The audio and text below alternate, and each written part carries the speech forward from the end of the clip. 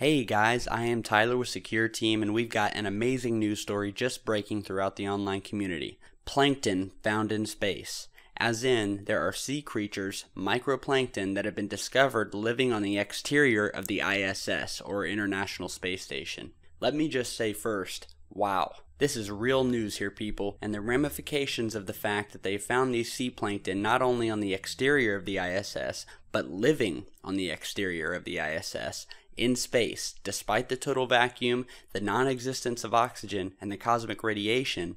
These things are surviving on the outside of the windows of the International Space Station, and they are confirmed to have not been carried there by any of the spacecrafts at launch.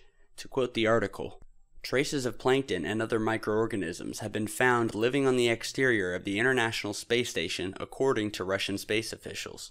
They claim that the plankton were not carried there at launch, but are thought to have been blown there by air currents on Earth. Incredibly, the tiny organisms were found to be able to survive in the vacuum of space despite the freezing temperatures, lack of oxygen, and cosmic radiation. The discovery was made during a routine spacewalk by Russian cosmonauts, who were launching nanosatellites into space. They used wipes to polish the surface of windows, also known as illuminators, on the Russian segment of the ISS, and later found the presence of plankton and other microorganisms using high-precision equipment.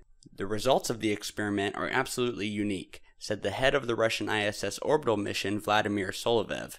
"We have found traces of sea plankton and microscopic particles on the illuminator surface. This should be studied further. The plankton are not known to be indigenous to Kazakhstan, where the Russian modules of the station blasted off from.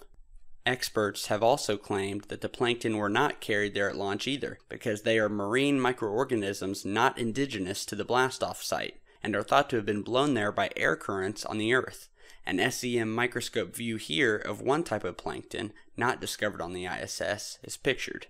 Mr. Solovev is not absolutely sure how these microscopic particles could have appeared on the surface of the space station, according to the Russian news agency Itar-TASS, but he thinks that they may have been uplifted to the station at an altitude of 260 miles, or 420 kilometers. "Plankton in these stages of development could be found on the surface of the oceans," he said. "This is not typical for Kazakhstan. It means that there are some uplifting air currents which reach the station and settle on its surface."